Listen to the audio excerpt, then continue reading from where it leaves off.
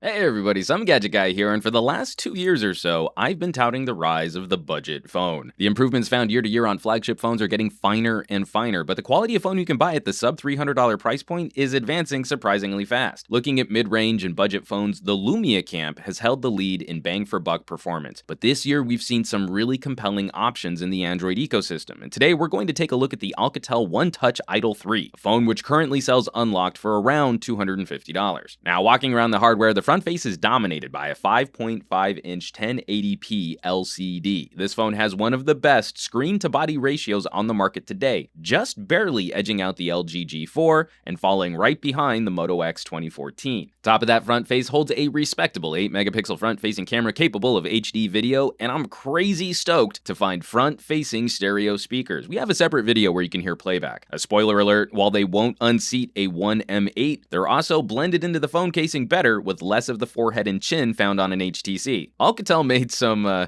unique choices with the power button and volume rocker, reversing their placement compared to most other phones on the market. The volume rocker is on the right and the power button is on the left. In terms of muscle memory, though I've been using this phone for a couple weeks, I still hit the volume thinking it's the power button. And under the power button, we have a pin tool door which hides both the SIM card and micro SD card slot. I know some folks will be annoyed at not being able to swap an SD card without pulling their SIM, but I prefer having fewer doors interrupting the casing design. Bottom of the phone holds the micro USB and main calling microphone. Top of the phone has the headset jack and secondary microphone. And the back of the phone is where we'll find the 13-megapixel camera, which is capable of shooting 1080p video. We have a full review of the camera output in a separate video, and we'll cover the camera app in just a bit. This design is simple and clean. The brushed finish on the plastic back looks professional, it doesn't pick up fingerprint smudges, and it should age well for minor scratches and bruises. I don't particularly love the shiny plastic chrome edging. I find that's usually an area where phones age really quickly when the chrome gets worn, but at least these accents are minimal given the overall size of the device. Angled edges, a thin design, the phone feels really good in the hand. Seeing this much screen with smaller bezels, front-firing speakers, and delivered at a budget price is tremendously appreciated. Speaking of the screen, it's a solid performer. 1080p on this screen size looks good after reviewing recent larger screened phones that top out at 720p displays. It only loses fights to Quad HD screens when you hold them right next to each other and get your nose closer to the screen. We've got very good angles and a decent outdoor brightness mode. Expect to land around 11 gigabytes of storage out of the box. Save that for apps and throw in a memory card for media. You should be a happy camper.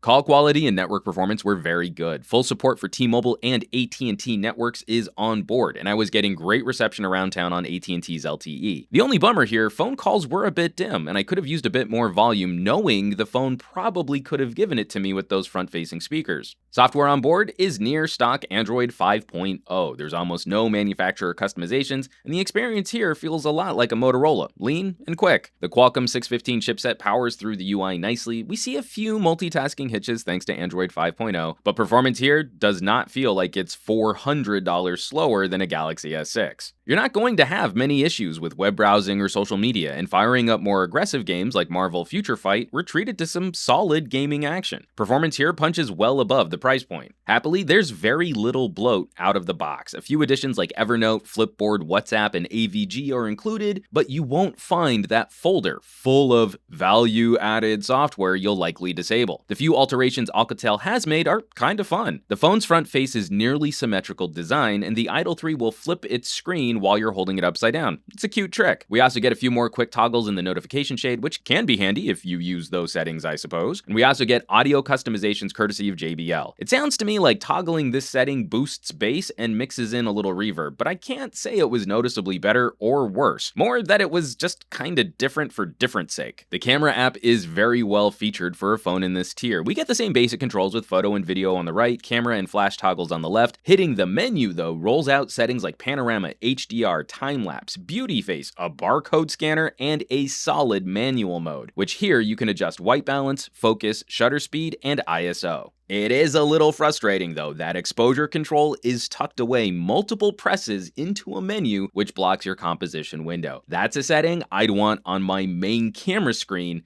not hidden away. Still, this is terrific performance for a budget handset, and you can see a ton of output from this shooter in our comprehensive camera review linked below. The Idol 3 has a non-removable 2900 mAh battery. Paired with the large, bright HD screen, Runtime is mid-pack. In our controlled Wi-Fi test, streaming 30 minutes of HD video at 50% brightness drained 7% of the battery. Hitting it with a lot of social media and background services, mixing in some photo and video shooting, and streaming some internet radio, I was getting around 3 hours of screen on time. With more measured use, it wouldn't be difficult to bump that up closer to 3.5 or maybe even 4 hours. It's plenty to get you through the day, but power users will likely be running on fumes by dinner time. If there is a budget compromise to be made here, something to be concerned about, it might be software support. The Idol 3 has been available for several months now with little word from Alcatel about future updates, like when we might see Android 5.1. Now, one would imagine that a $250 phone probably won't buy you the most timely update schedule. So where's that leave us with the Alcatel One Touch Idol 3?